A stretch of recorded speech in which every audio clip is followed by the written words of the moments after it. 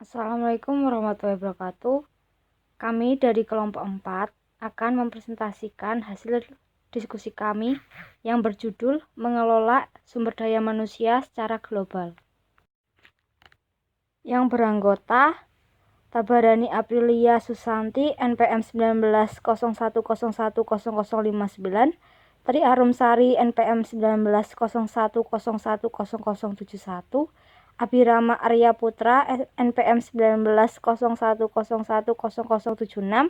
Dania Ayunita Insani NPM 1901010080, dan Emer Ardina Mahkota Wisuda NPM 1901010086, dan Dimas Chandra Wijaya 1901010100, dan yang terakhir Naufal Afik Nur Aziz 190101000102. Manajemen sumber daya manusia global adalah penggunaan sumber daya global untuk mencapai tujuan. SDM global penting bagi setiap bisnis saat ini, sehingga perusahaan harus makin dikelola secara global. Akibatnya, perusahaan saat ini menekankan kebutuhan SDM internasional dengan memperhatikan, menyeleksi, melatih, membayar, dan melakukan repatriasi karyawan global. Hal ini menghadapkan perusahaan pada tantangan manajemen yang menarik. Misalnya, pasar, produk, dan rencana produksi harus dikoordinasikan berdasarkan seluruh dunia dan harus diciptakan struktur organisasi yang mampu menyeimbangkan kendali kantor induk secara terpusat dengan otonomi lokal yang memadai. Ya, selanjutnya adalah faktor-faktor yang mempengaruhi MSDM di pasar internasional. Ya, yang pertama adalah ada budaya, dan kedua ada modal manusia yaitu pendidikan, yang ketiga ada sistem ekonomi, yang keempat ada sistem politik. Yang pertama adalah budaya. Nah, budaya ini sejauh ini merupakan faktor yang paling penting yang mempengaruhi MSDM internasional, adalah budaya negara tempat pabrik atau fasilitas berlokasi. Nah, di sini saya tidak akan menerangkan panjang lebar karena setelah slide ini akan diterangkan bagaimana pentingnya budaya dan bagaimana sih ada menurut Hofstede itu bagaimana budaya di pasar internasional MSDM ini. Nah, saya mungkin akan menjelaskan sedikit. Budaya adalah hal penting bagi MSDM karena ada dua alasan pertama, yaitu budaya kerap menentukan tiga faktor lain yang mempengaruhi MSDM di pasar global. Budaya juga dapat sangat mempengaruhi hukum suatu negara, lalu juga mempengaruhi modal manusia yaitu pendidikan. Contohnya di suatu negara, negara tersebut itu membudayakan pentingnya suatu pendidikan. Nah, disitulah akan meningkatkan modal manusia, dan manusia itu akan berlomba-lomba meningkatkan modal pendidikan mereka untuk menggapai suatu hal yang tinggi.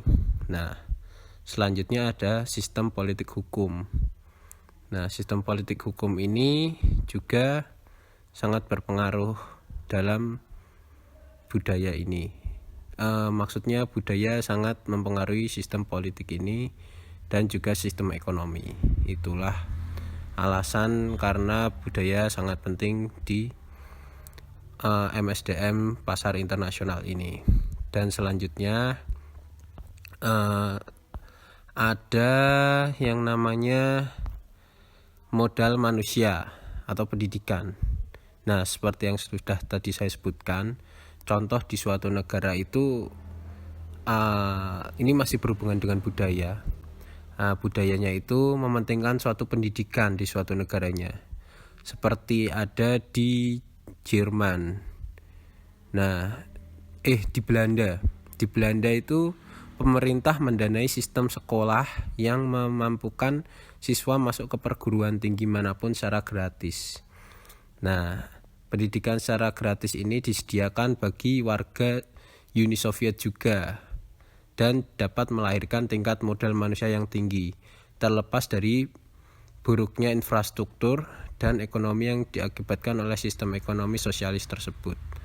Sebaliknya, negara-negara dunia ketiga seperti Nicaragua dan Haiti memiliki tingkat modal manusia yang rendah karena kurangnya investasi di bidang pendidikan. Begitu. Lalu ada sistem politik hukum. Sistem politik hukum ini diberlakukan oleh sistem hukum suatu negara dapat sangat berpengaruh terhadap MSDM. Jadi MSDM ini dipengaruhi oleh sistem hukum politik juga.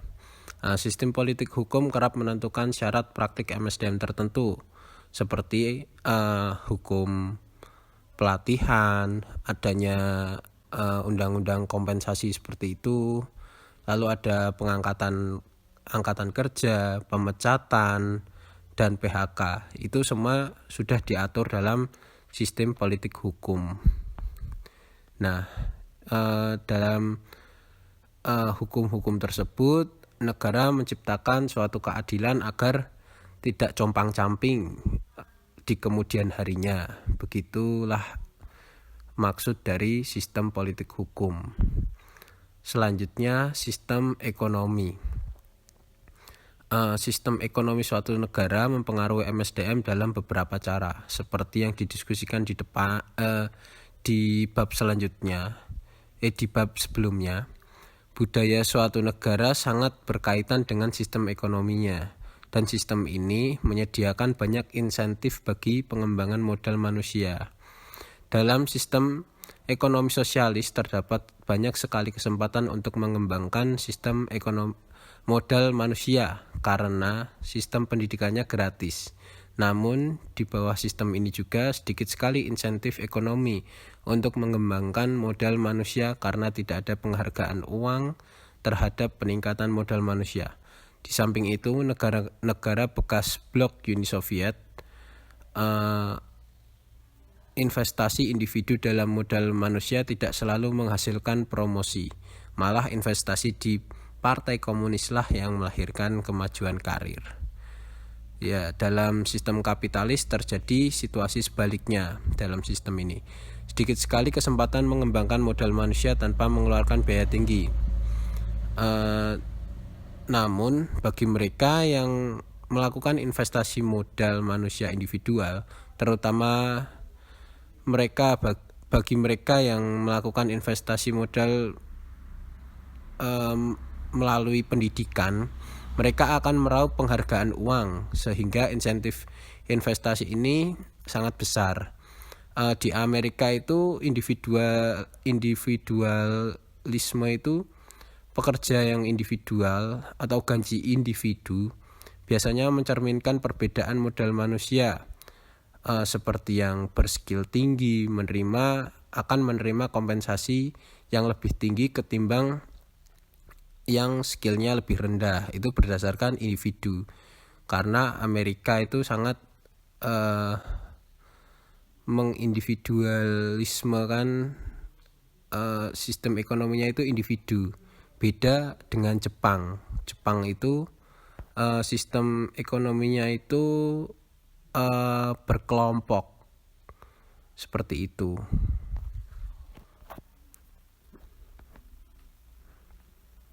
Budaya.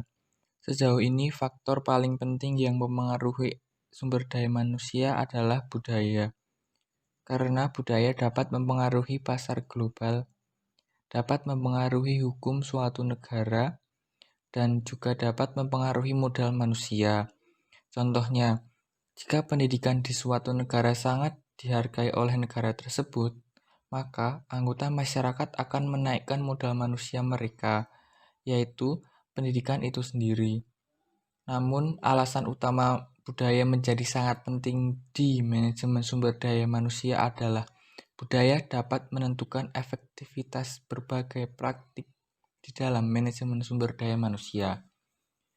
5 dimensi kultural menurut Hosty. 1. Individualisme kolektivisme. 2. Cara kekuasaan. 3. Penghindaran ketidakpastian. 4. Kejantanan dan kewanitaan. 5. Orientasi jangka panjang. dan jangka pendek. Selanjutnya ada 5 dimensi kultural atau budaya menurut Hofstede. Yang pertama ada individualisme, kolektivisme. Menjelaskan kekuatan hubungan antara individu dengan individu lain dalam masyarakat, yaitu sampai di mana orang bertindak sebagai individu dan bukan anggota kelompok. Yang kedua ada jarak kekuasaan. Menyinggung tentang bagaimana suatu budaya berhubungan dengan hubungan kekuasaan hierarkis, terutama distribusi kekuasaan yang tidak merata. Dimensi ini menjelaskan tingkat ketidaksamarataan antar orang yang masih dianggap normal. Yang ketiga ada penghindaran ketidakpastian. Menjelaskan bagaimana budaya berusaha menghadapi fakta bahwa masa depan tidak sepenuhnya dapat diprediksikan. Dimensi ini juga merupakan tingkat di mana orang dalam suatu budaya lebih memilih situasi terstruktur ketimbang di situasi tidak struktur. Yang selanjutnya ada sejantanan kewanitaan. Menjelaskan pembagian peran antar jenis kelamin dalam suatu masyarakat. Pada budaya maskulin seperti Jerman dan Jepang. Yang selanjutnya ada orientasi jangka panjang sampai jangka pendek. Budaya yang memiliki orientasi jangka panjang yang tinggi fokus pada masa depan dan memegang nilai-nilai di masa kini yang tidak harus memberikan keuntungan segera seperti hemat atau menabung dan tekun.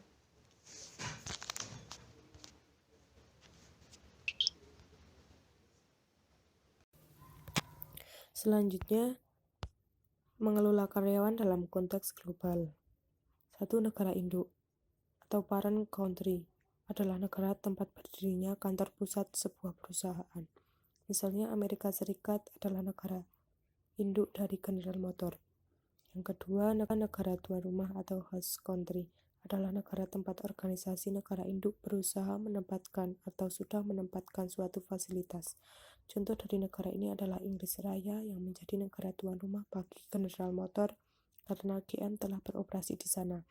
Yang ketiga, negara ketiga atau third country adalah negara di luar negara tuan rumah atau negara induk.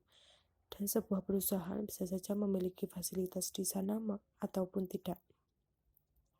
Lalu ada ekspatriat. Ekspatriat adalah istilah yang digunakan untuk karyawan yang dikirim oleh sebuah perusahaan di sebuah negara untuk mengelola operasi di negara berbeda.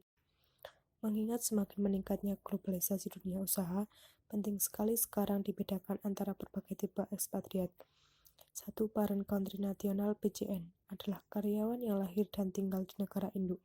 Yang kedua, host country nasional (HCN) adalah karyawan yang lahir dan dibesarkan di negara tuan rumah.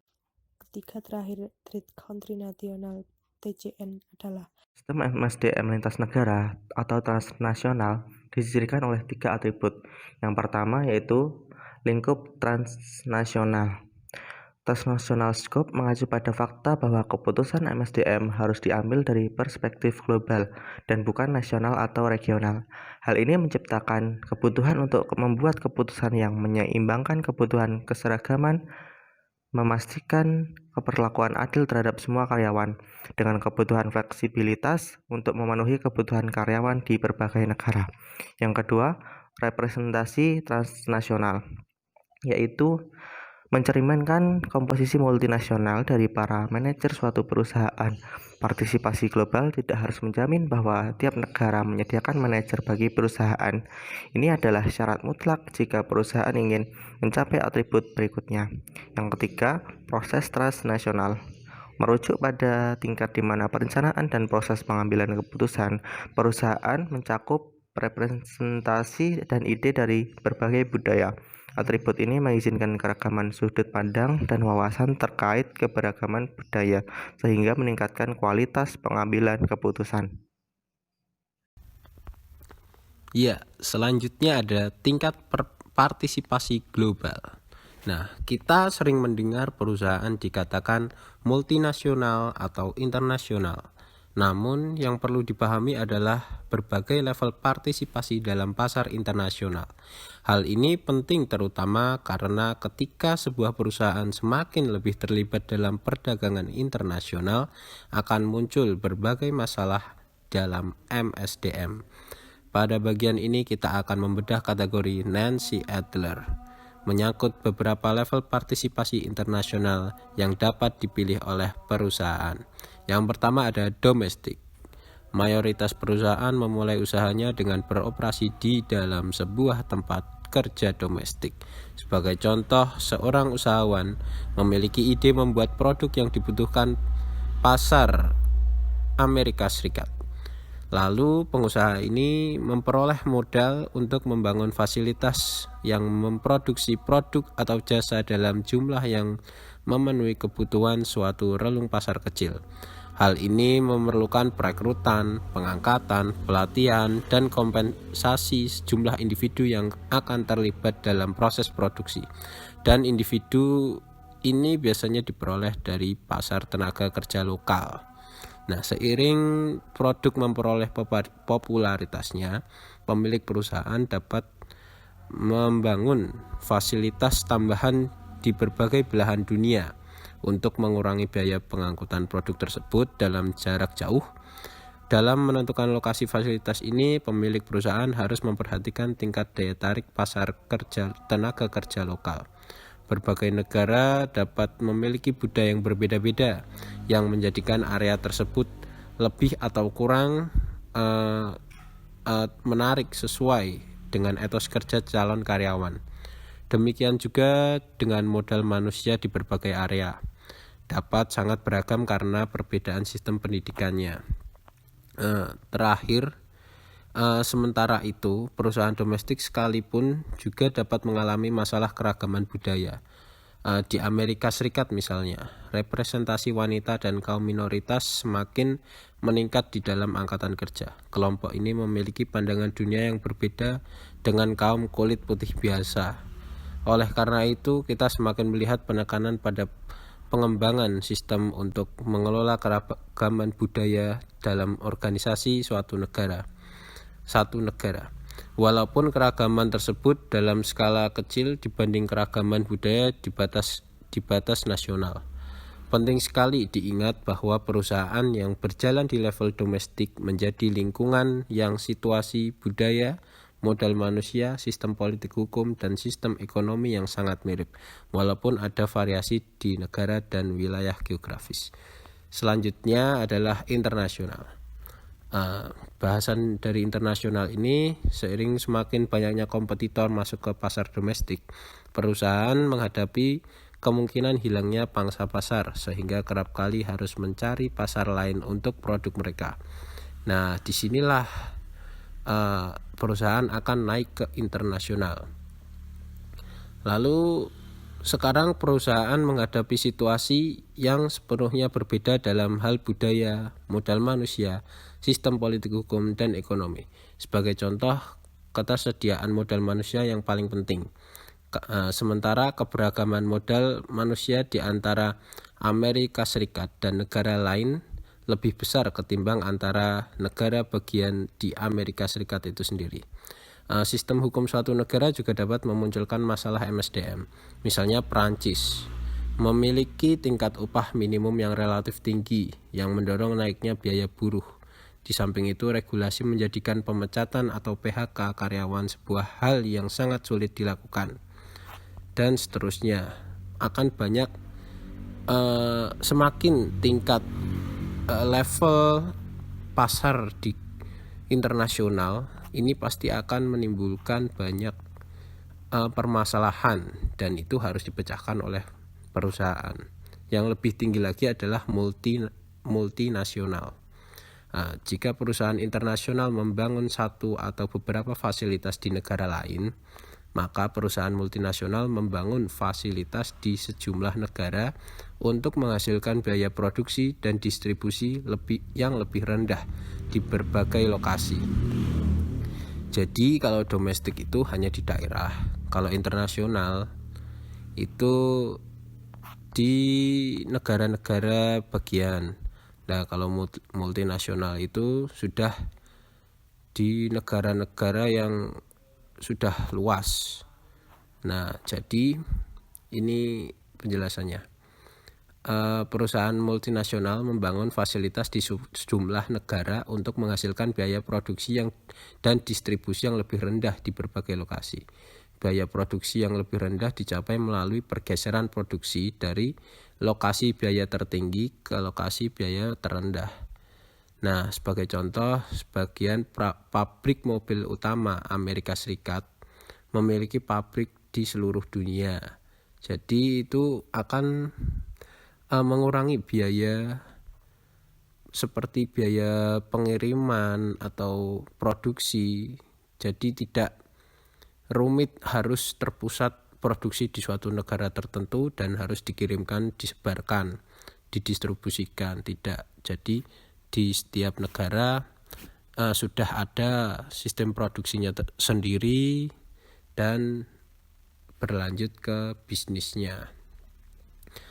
Masalah MSDM yang dihadapi perusahaan-perusahaan multinasional sama saja dengan yang dihadapi perusahaan internasional, hanya saja kadarnya lebih berat. Alih-alih harus memperhatikan satu atau dua sistem budaya, modal manusia, hukum dan sistem ekonomi suatu negara, perusahaan multinasional harus menjawab semua perbedaan ini di lintas negara. Jadi semakin naik level pasar internasional, pasar MSDM itu, nah pastinya masalah-masalah ini semakin besar dan perusahaan harus lebih canggih lagi untuk memecahkan masalah tersebut. Begitu. Karyawan juga dibedakan menjadi beberapa kategori, yaitu 1. Ekspariat adalah istilah yang digunakan untuk karyawan yang dikirim dari sebuah perusahaan di sebuah negara untuk mengelola operasi di negara berbeda. Mengingat semakin meningkatnya globalisasi dunia usaha, penting sekali sekarang dibedakan antara berbagai tipe ekspariat. Yang kedua, parent country nationals adalah karyawan yang lahir dan tinggal di negara induk. Yang ketiga, host country nationals adalah karyawan yang lahir dan dibesarkan di negara tuan rumah.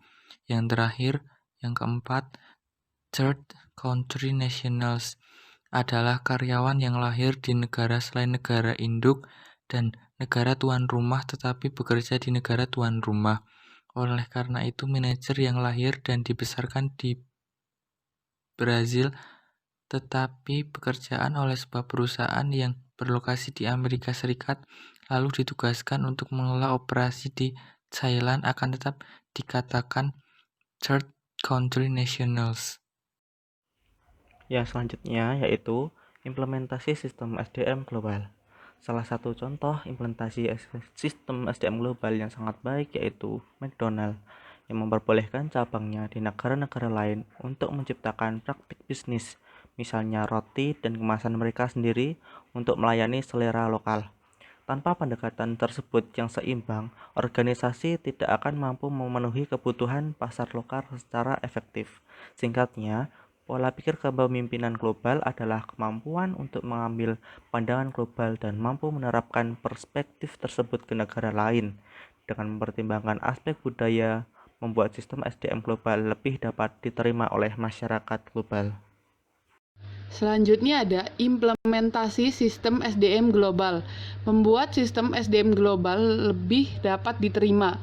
Para pengusaha terikat dalam 3 praktik terbaik sehingga pada akhirnya sistem SDM global yang mereka kembangkan dapat diterima oleh para manajer lokal di seluruh dunia. Yang satu, ingatlah bahwa sistem global lebih dapat diterima di organisasi benar-benar global. Yang kedua, menyelidiki intimidasi terhadap diferensiasi dan tentukan legitimasi mereka.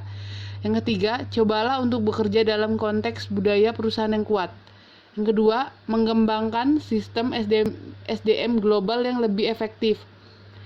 Perusahaan-perusahaan terikat pada beberapa praktek-praktik dalam pengembangan sistem SDM yang lebih efektif di seluruh dunia.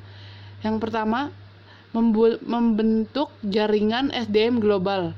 Yang kedua, ingatlah bahwa lebih penting untuk menstandarisasikan hasil akhir dan kompeten daripada metode tertentu. Dan yang terakhir, menerapkan sistem SDM global. Beberapa praktik-praktik dapat membantu memastikan implementasi yang lebih efektif. Yang pertama, ingatlah Anda tidak dapat cukup mengkomunikasikan. Yang kedua, dedikasikan sumber daya yang memadai untuk upaya-upaya SDM global. Yang selanjutnya ada penyusunan staf organisasi global. Yang pertama, penyusunan staf internasional. Terdapat beberapa alasan untuk bergantung pada manajer lokal, peningkatan manajemen cabang luar negeri perusahaan. Banyak orang tidak ingin bekerja di negara asing dan biaya menggunakan ekspatriat biasanya jatuh lebih besar daripada biaya penggunaan biaya lokal. Yang kedua, offshoring atau subkontrak. Menugaskan karyawan lokal luar negeri untuk melakukan pekerjaan-pekerjaan yang sebelumnya dilakukan oleh karyawan domestik negaranya. Tumbuh dengan pesat. Meskipun terdapat pro dan kontra, tidak ada keraguan bahwa offshoring atau subkontrak adalah masalah yang harus dihadapi manajer SDM. Satu hal yang harus dilakukan dengan hati-hati oleh manajer SDM ketika melakukan offshoring adalah bahwa menemukan sebuah kota di luar negeri yang memberikan tenaga kerja murah dengan kompetensi tinggi secara teknis adalah salah satu tugas yang menentukan keberhasilan offshoring. Yang ketiga, nilai-nilai dan kebijakan penyusunan staf internasional. Terdapat 3 nilai kebijakan penyusunan staf internasional yang luas. Pertama, dengan kebijakan penyusunan staf yang etnosentris. Yang kedua, perusahaan yang berorientasi polisentris. Yang ketiga, kebijakan penyusunan staf geosentris. Latih dan mempertahankan karyawan internasional. Penyaringan yang teliti hanya langkah pertama dalam memastikan keberhasilan orang yang ditugaskan di luar negeri. Karyawan itu nantinya mungkin membutuhkan pelatihan khusus dan perusahaan juga akan membutuhkan kebijakan sumber daya manusia internasional untuk memberikan kompensasi karyawan perusahaan di luar negeri dan untuk mempertahankan hubungan pekerja yang sehat. 1.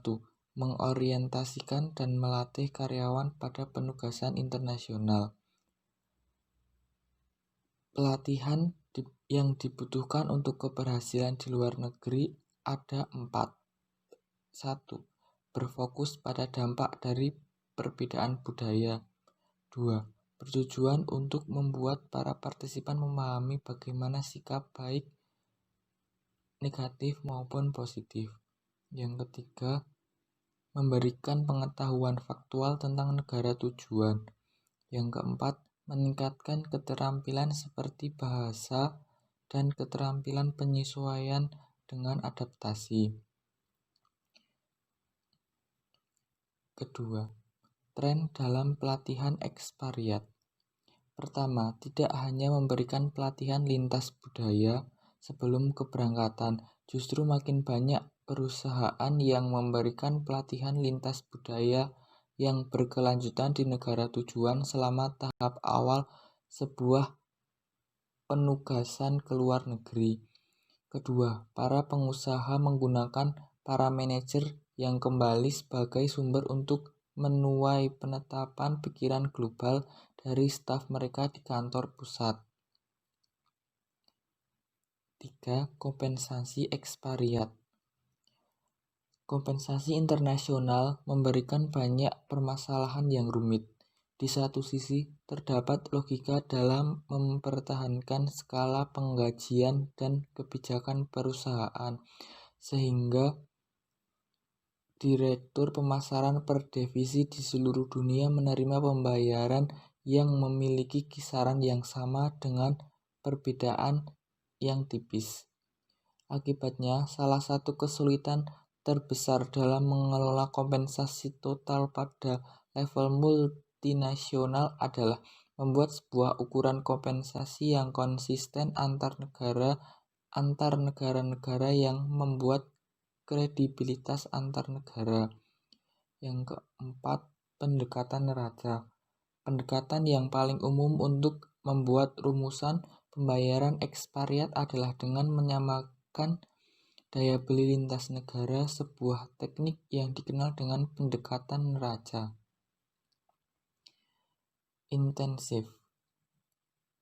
Intensif berdasarkan kinerja tetap tidak terlalu banyak digunakan di luar negeri. Di Eropa, biasanya perusahaan menekankan jaminan gaji per tahun dan bonus untuk seluruh perusahaan.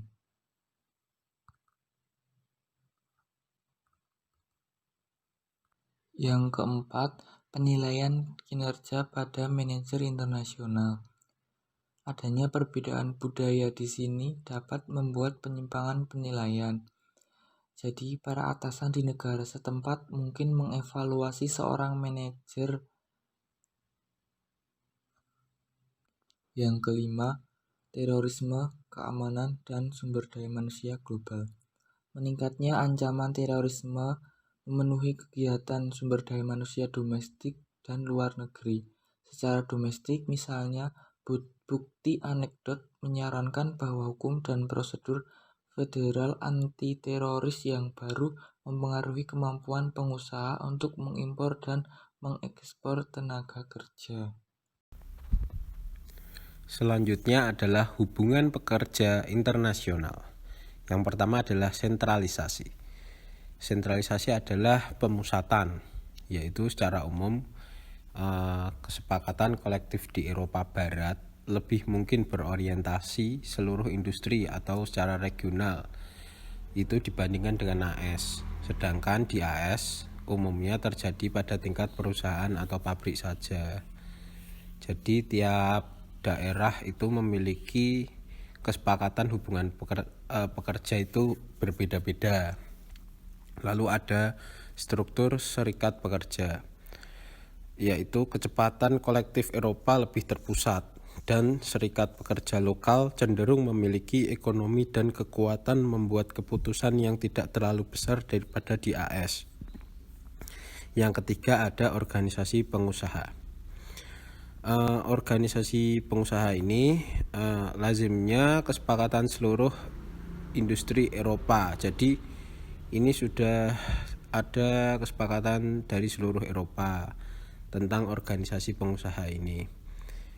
Asosiasi pengusaha bukannya masing-masing pengusaha, mereka tidak secara individual begitu, namun mereka cenderung melakukan peran kesepakatan kolektif pengusaha.